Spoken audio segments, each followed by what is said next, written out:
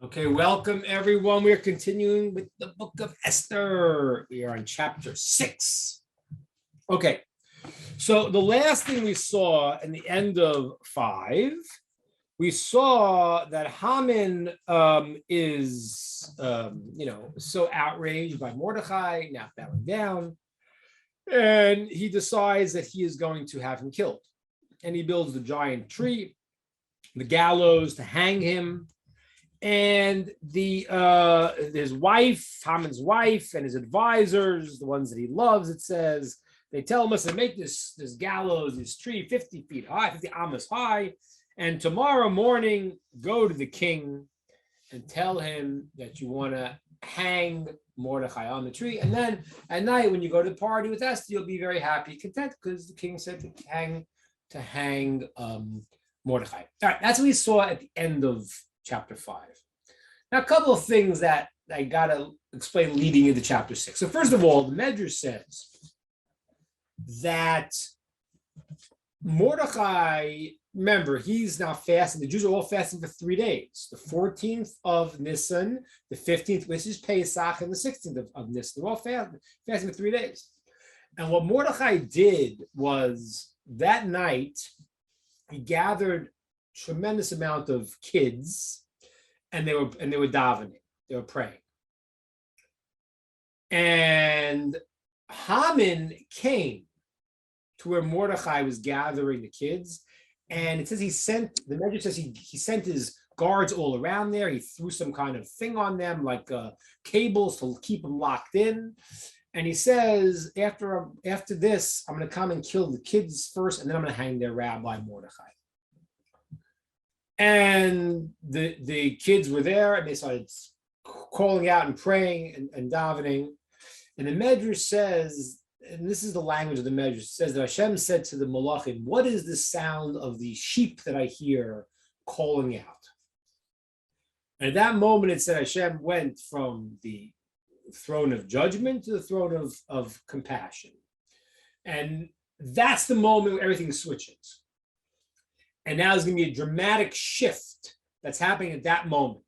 Now, I just want to point out, I always found this fascinating, because then it says that Hashem took the decree against the Jews, which was written in it's called tit in Hebrew. It's like it's like concrete, but it's not like ink. It's something that can be cleaned up and washed away.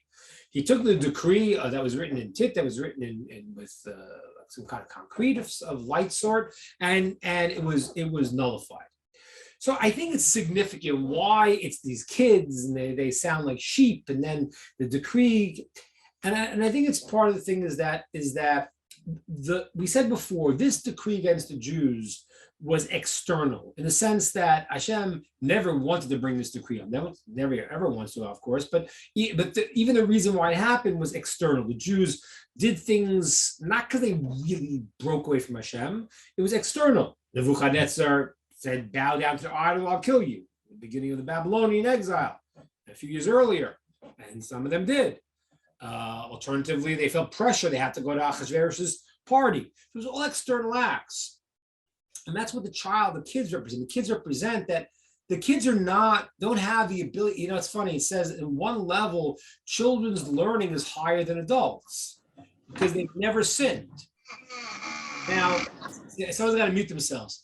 So they've never sinned, which is really weird, because they've never done good deeds either, according to that, because they are just they're kids.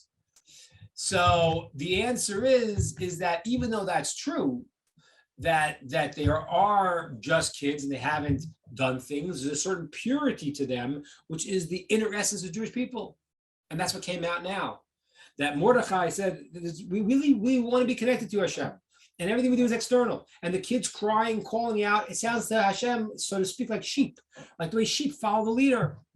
And at that moment, the decree now has been removed, and now you're going to see things move fast. Now, that's also a very interesting thing. The Maharal says, a lot of times with fast is representing of a miracle. Why is that? Because when things go slow, it's in the normal order of things and time. Things happening quickly means that they're above time. And now things move very, very fast. Okay, now let's see what happens. So also, last thing we saw was that Esther made a party, said, I want another party tomorrow. And tomorrow I'm going to tell you what you've been asking me the whole time, who am I? And I'm going to ask you my request. Just come to the party tomorrow, just you and Haman.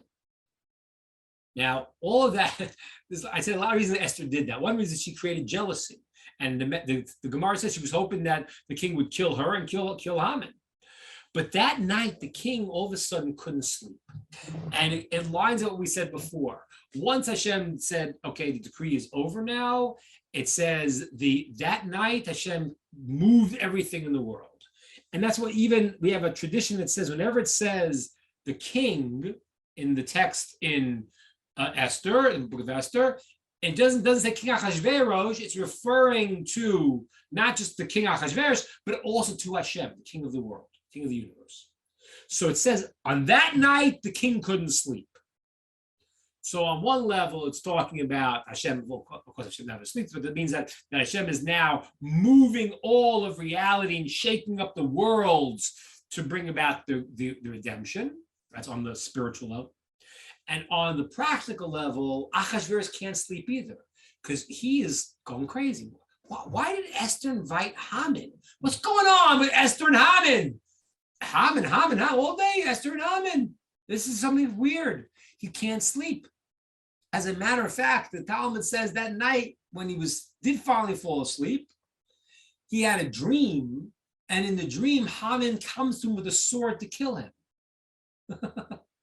So his head is spinning here. Okay, so now in chapter 6, verse 1. So that night the king couldn't sleep, as we just described. So he says to bring in front of him Sefer HaZichronos, Divrei Yomim, the book of remembrances, the book of chronicles. And they'll be read before the king. Now, why did he do this? Because he said, listen, something's funny going on here. Esther and Haman, if they're plotting against me, or how do I have someone that would tell me? Don't I have people that love me, that would protect me? I started thinking, well, maybe I didn't do something and pay somebody back. I should have. So he's now getting nervous. Maybe there's a plot or something, and he wants to have this book of memories, the book of chronicles, brought before him to be read. Okay, fine. In verse 2, it says now, they found written there that Mordechai had saved the king. Right? The story said earlier, when Mordechai told Esther that these two guys in the king's palace are plotting to kill the king, Esther told to the king the name of Mordechai. In the book of Chronicles, in the book of the memories of the kings, the Chronicles. So it was written down. It was Mordechai. Okay. Now, verse 3 says, and the king said, and what great reward was given to Mordechai for saving my life? And they said in verse 3, nothing. Okay. Now, I want to give you a little background here, a few ways of this goes. The Malbim says something amazing. He says, the words are funny. The words, it says, the book of remembrances, book of chronicles. Sefer Zichronos in verse 1, Sefer Zichronos Divrei Yomim. It's like redundant. Chronicles is one term, and the book of remembrances is another term. Same thing. So the Malbim says, no, there were two books. One was the book that was the chronicle book that was in the palace, the official chronicles. And then there was the remembrance book chronicles that the king had in his own chambers. In the large, more official book, Mordechai's name was erased according to the Malbim. And instead of Mordechai, it was written Haman. Now, why would that fly? Because remember, Esther was the one who saved. Esther was the one who told Achashverosh. And if we think about it, who was the one who really kind of was the reason why Esther got into the palace in the first place? It was Haman, because he's the one who said to kill Vashti and make and get a new queen.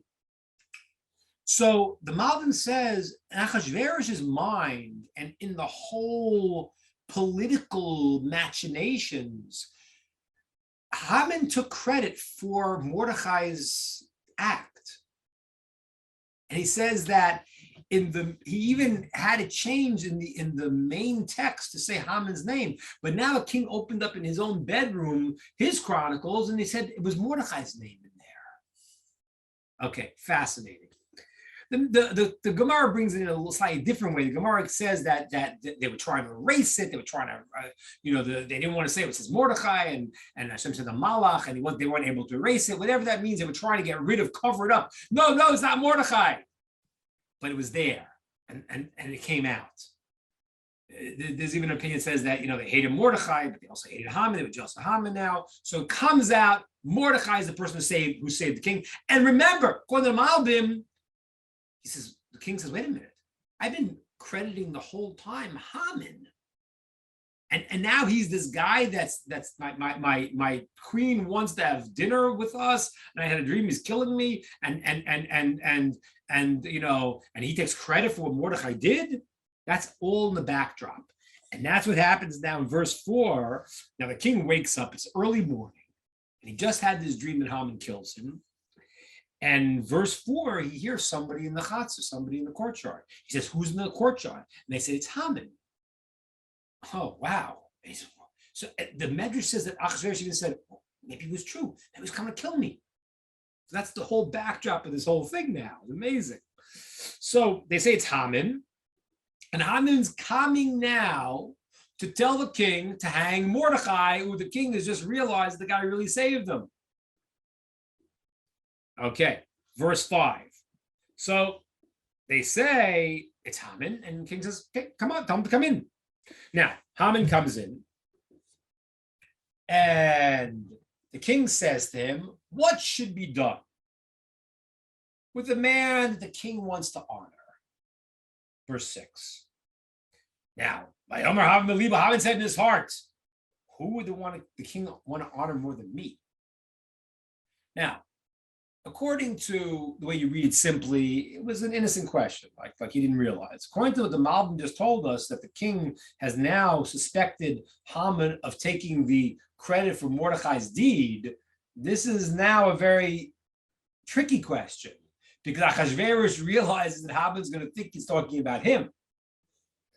Okay, and really, and he's thinking about Mordechai, the guy who did the good deed, who was not rewarded.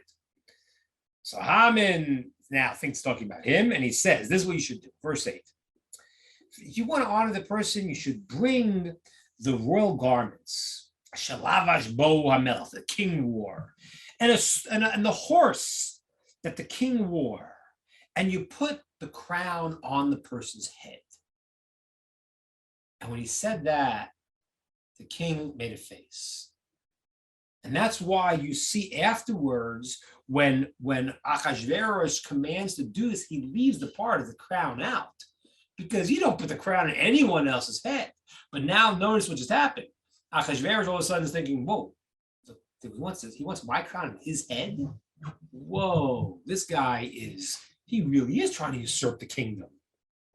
Okay, so now he says, that's what Haman said. And now the person who the king wants to honor should be drawn throughout the city, and they should go in the midst of the Rechov, in the streets, and they should proclaim, Kacha Yesel Ish, this is what's done to the man that the king wants to honor.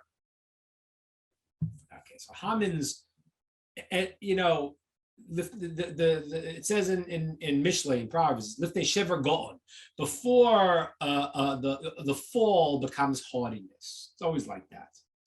Right? Shakespeare ripped that off from us. It's a pride come before a fall. That is from Mishlei. I should just change the words. But that's what happens. Haman's like, yeah, this is it. I'm going to the top. And now the king says, in verse 10, the king says to Haman, quickly now, get the clothing and get the horse, like you spoke, and do this to Mordechai, the Jew who sits in the king's palace, king's court. Don't leave anything out from what you said. That's what's in the verse 10. Now, a lot of extra words there. It says, do it to Mordechai, the Jew, who sits in the king's palace. Don't leave anything out from what you said. There's a lot of extra words there. So the Talmud says like this, that he said, do this to Mordechai. And Haman said, which Mordechai? So he says, the Jew. Well, there's a lot of Jews called Mordechai. The one who sits in the king's palace, king's courtyard. And Haman says, he doesn't need that kind of honor. No. Just give him like let him collect the the taxes in its city. The king said, that too. Give him everything. That and what I told you to do also. Okay. So now Haman is now stuck because now things have just changed. And he said, quickly, things are moving now. The miracle is going. In verse 11. So now Haman goes, he takes the levush, the clothing, and the horse, and he goes to dress Mordechai, and he wants to bring him throughout the cities, screaming this declaration. But what the verse doesn't say here, that the Talmud says to us, that wasn't so simple. Mordechai was now sitting with the rabbis. He was teaching them the halachas. This was the 16th day of Nisan. It was the first day of Chol Hamoed Pesach, and he was teaching them the laws of the offering called the Omer. And it says that Haman was coming, and people said to Mordechai, Haman's coming. And Mordechai told the rabbis, go, leave. He's coming to kill me. I don't want you to get hurt. And I said, no, we're staying with you. And Mordechai started davening. And Haman had to wait. Haman's waiting for him to finish davening, because he can't kill him now because the king just told him to honor him. So what happens is he finally finishes his davening, and then Haman says, what are you guys doing? He says, we're learning the laws of the offering. Is it some kind of gold or something? No, it's a little bit of barley. And I was like, wow, you're a little bit of barley that you overcame all the money I gave the king to kill you? This is what the king wants. He wants me to go and to dress you and to bring you on the horse and blah, blah, blah, blah, blah. So Mordechai, seeing that the tide is turned now, and anyways, his whole stance to Haman, remember, was pretty tough. He was like, I believe in Hashem. I'm not bowing down to you. Remember, he said last week, he even held up the sign that Haman once sold himself as a slave to Mordechai, mentioned last class. So Mordechai says to him, well, I can't do that. I can't go and put on royal clothes. I've been fasting and wearing sackcloth for days now. It's not becoming to wear the royal garments. I need to go take a bath. So the Gemara says at that point, Esther sent a message to close all the bathhouses in Shushan. So Mordechai said, I have to bathe. I guess you have to do it for me. So Haman had to draw the bath. Then he's about to put the clothes on, and he says to him, I can't, but I'm a mess, I'm disheveled. I need a haircut. But she sent out to close all the barbershops. So he says to Haman, I guess you have to give me the haircut. Then Haman gives out a big sigh, and Mordechai says to him, what do you say? What are you sighing about? He says, the guy who was so big in the king's palace giving a haircut now? He says, you were the barber in this town, this name of town, for many years. Now you're pretending you're something else? And this is Mordechai is milking this till the point we asked to get on the horse. And he says to Haman, I can't get on the horse. I'm too weak. I've been fasting for 3 days. And there was no one around. And he said, let me step on your back. And I'll climb onto the horse. And Haman's stuck. He does it. Bends over. Mordechai gets the boost on him. And when Mordechai gets the boost on him, it says he kicks Haman in the face. At which point Haman, who is a very knowledgeable evil villain, says, doesn't it say in your Torah, when your enemy falls, don't rejoice? That's talking about a Jewish righteous enemy, person who's part of the covenant, not a Molokite like you, not an evil person, not a Nazi. That's not talking about you. That's what happened. He kicks him. All right, good. Now the famous thing now in verse 12, it says, after he brings him around the town, it says Mordechai took off the royal garments, put back his sackcloth because he wanted to pray, and he sat in the king's shar, in the king's gate. But Haman goes back to his house. It says, Ovel v'chafri rosh. He went back to his house. Nidchaf means like pushed. And Avil means in mourning, and Chafui Rosh means like covered, his head's covered. That's the famous measure that everyone knows that what happened was that when it says his daughter, Haman's daughter, was on the roof, and she was taking the chamber pot. That's the pot for the, those days they didn't have indoor plumbing. So all the disgusting stuff. And she sees the king's horse with the guy leading it.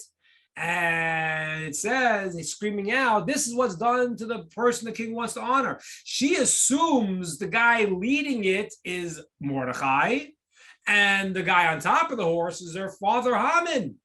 And so she takes the chamber pot of excrement and she dumps it on who she thinks is Mordechai, but it's none other than her father Haman. At that point, Haman looks up and the daughter sees what she just did, and she jumps off the roof and she commits suicide. And that's what it means. He was oval, he was mourning, and he was full of disgusting stuff. Okay, now you see, now things are moving up. Whoa, one thing after another. Verse 13. So he gets back to his family and he starts telling his wife Zeresh. He said, what happened? Now, it says a very interesting thing. Then the verse you give us, and it says, they said to him, his wise men and his wife Zeresh. But why do they call him wise men? Before it, they called him his friends. Now they call him wise men. So the Gemara says, because it doesn't matter who you are, you say something wise, we attribute it to you. You say something wise. They say something wise right now.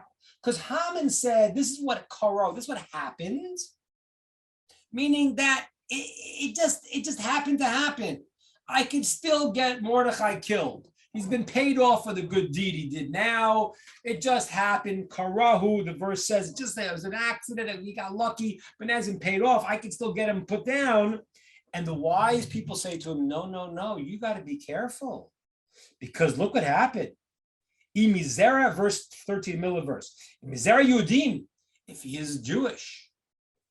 Some people say it means Judah or tribes of Joseph and Benjamin now. But if he's Jewish, let's read it simply now. And you've begun to fall. You started falling for him. Lo tuchal lo, you won't succeed. Cannot fall tipol. You're gonna fall. And this is where they said a very wise thing. The way of the Jew does not follow the normal logic of reality. Every nation is kind of like, the same. They're strong, they're weak, whatever they are. The only nation that is either the highest high or the lowest low is the Jew, right? I mean, look at it. You could go into a country, they get elevated, they become the top in the country. I mean, it just happened in our time. But look what happened 70 years ago. They go from the top, push down to the bottom. It's an amazing Gemara. Gemara says that Yochanan ben Zakkai, during the destruction of the temple, he saw this woman. She was the descendant of a very wealthy person, and she was picking food from amongst the dung. And he said, Ashreichem Yisrael, praiseworthy are you, Israel. What praiseworthy? This was terrible. It's meant because you don't follow the laws of nature. You obviously see God's running your world, because when you're at the top, you're the top, and when you're in the bottom, you're the bottom. There's no middle ground here.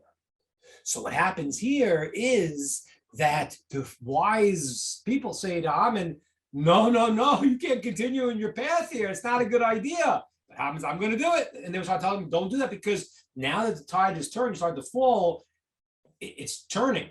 We see it happening. But they're in the middle of talking, part of the miracle also, verse 14, a middle of talking, and the king's officers arrive. And now the king's officers even heard that Haman's planning on killing hanging Mordechai on that tree. So they say, come quickly, you have to go to the party now. And he's moving fast. Gemara says Haman didn't have time to properly clean off the filth from him. And it's just moving. Come, the king's waiting for you. He didn't have time to properly wash it all off. Not disgusting. Okay, chapter 7. All right, they get to the party now. So the king and Haman now arrive. They're drinking with Esther Malka. So now, verse 2.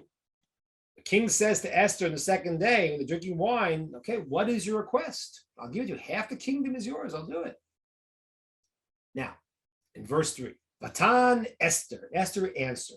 Esther Maga answered. The queen said, and she said, I found favor in your eyes, the king, and it's good for the king. Give me my life. Tenli nafshi b'shas. Give me my life. Ami bakashasi, and my nation with my request. Verse 4, because we've been sold. Aniva me and my people, lashmi la'rog la'habed, to be killed. And if we were sold to slaves, then I would have been quiet. But the person who did this doesn't care about you.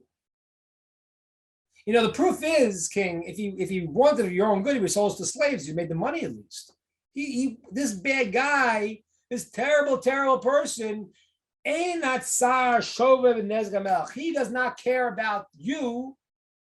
He doesn't care about you, and he wants to kill me and all my people. Not for your good, for his own purposes. Verse 5, and the king Achashverosh said to Esther the Hamalka, who is this? Asher mil'o libo sosken, whose heart became filled to do this. Now, this is a very strange verse, really, because what do you mean? You signed the decree. What do you mean, Achashverosh? Who did this? You did it. What do you mean? You don't know?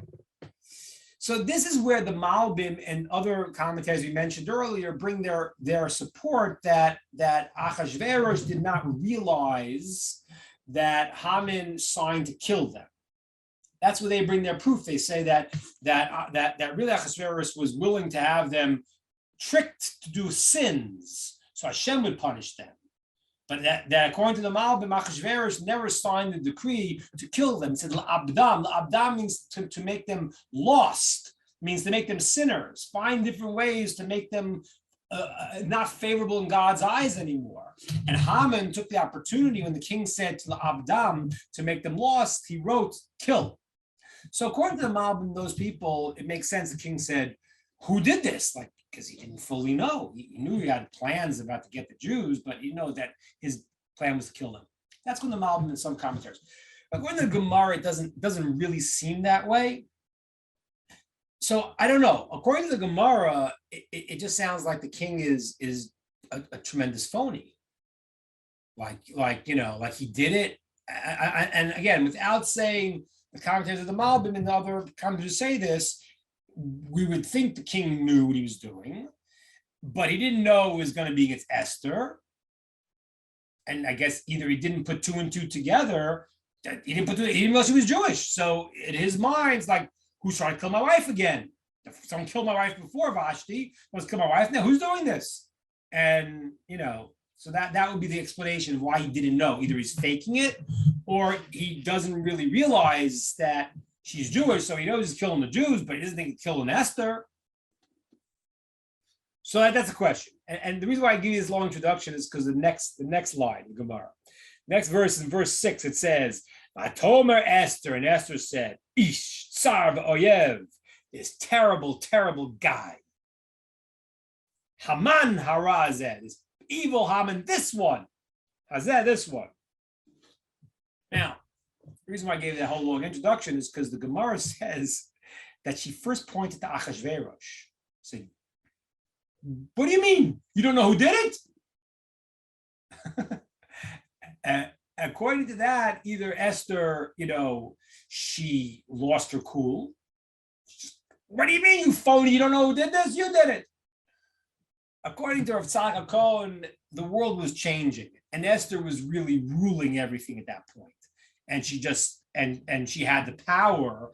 It wasn't just like she lost her cool. According to Rav Tzadok HaKohen, she essentially became the ruler of the world in that sense, and she was putting Achashverosh in his place.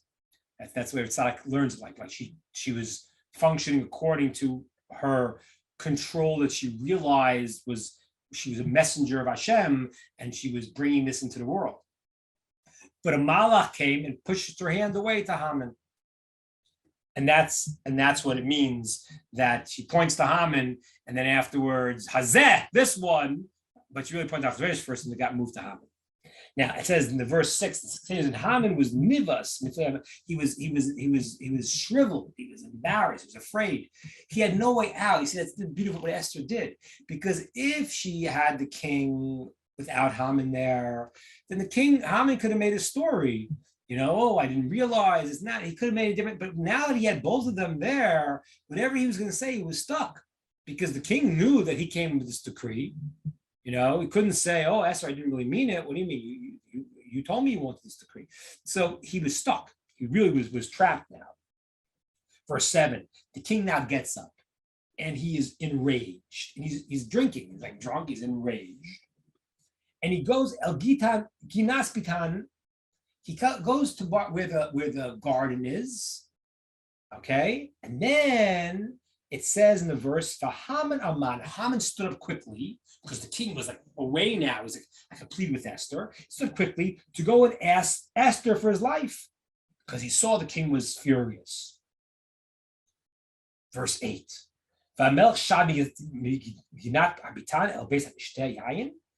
And the king came back from where the garden area was. And what happens? Haman nofel alamita. Haman falls on the bed that Esther is on, right? Because the way they used to eat, they used to recline, right? They had a couch. It doesn't say Haman fell. It says nofel. He's falling. He keeps falling. He keeps falling. Why does he keep falling? Because it says a malach came and pushed him. Again, in our world, you would see a guy stumbling, falling, whatever. But the deeper thing is that this is happening. He's being pushed. He can't even get up. He keeps stumbling onto the bed, onto Esther, right where she is. The king comes back, and his anger is enraged, and he says, "Are you trying to conquer the queen while I'm still in the house?" The words came out from the king, and Haman was pale, white, ashen, covered over. His face was now. The Medrash also says that what happened was when the king, you gotta get the whole picture here. When the king went over to the window and looking at the garden, it says that Hashem sent other malachim, and I guess in the form of men, and they were digging up the king's trees. And the king said, "Hey, what are you doing?" "Oh, we were taking the trees out." "Who told you to do that?" "Oh, Haman said." So and then he turns around, and Haman's fallen on the bed where Esther is. And he's already had a dream that Haman's going to kill him. He already has now had this situation with Esther put this thing into his head. And now he said, wait a minute, this guy Haman, he was the one who suggested to kill Vashti in the beginning. He was the one who said, if I don't do this, then there'll be a revolution here. I have to stand up and kill Vashti. Now he's trying to kill Esther.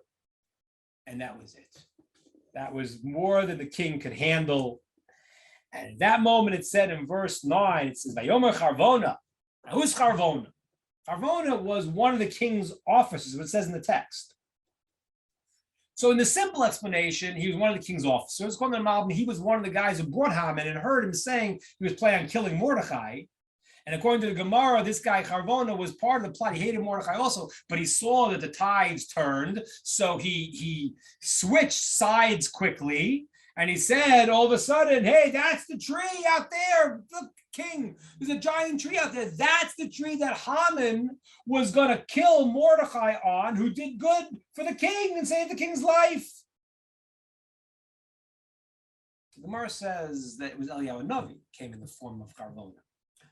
But be that as it may, Charvona now is just put the last nail in the coffin. And the king says, Vayomar Melech, Tlu alav, hang Haman on that tree. And then they hang Haman in verse 10. They hang Haman on the tree that he prepared for Mordechai. And the king's anger subsided. So that is chapter 6 and 7. And we see the miracles. That's why there's an opinion that's actually the way I did it tonight was we went quickly in the snap, very dramatic. But there's an opinion in the Torah that when you hear the Megillah, we hold that you have to have the whole Megillah, but there's an opinion that holds if you hear it from the beginning of that chapter, which is not how we hold it, Maisa, but that is the beginning of the miracle, where you see the things coming out, and that will be like the central place to hear from, which will be covered tonight, how we saw everything just flipped. Obviously, in Halach, we hold it to the whole thing, because you have to understand all the preludes that happened to lead up to this. But from this chapter, from chapter 6 and 7, the thing moved dynamically and quickly. And everything that Haman was creating, the gallows he was creating to kill Mordechai, he was only preparing to kill himself. And that's the system in the world. Sometimes you don't see how Hashem is running the world. You know, we very rarely see it. But everything that's happening is putting it into its place. Sometimes when the redemption happens, it happens very quickly. Like in Egypt also happened the same way. Because you're getting above the process of nature and moving to the supernatural process. So things were happening slow. And then when it started, the Geula happened, it lit up. And everything before was planting the groundwork for this to happen. And that's what we saw in these two parishes, these two chapters, how the tide all turned, everything was put into place. And now Haman, the enemy of the Jews and the leader of Amalek at the time, has now been taken down. And we'll see next week when we finish the book of Esther, we'll see also there the final upshot of all these miracles Hashem did to save us and to free us and give us the deeper understanding and experience of Purim, which is in these natural miracles, Hashem is directing our lives constantly. Okay. Open up to questions, ideas, and comments.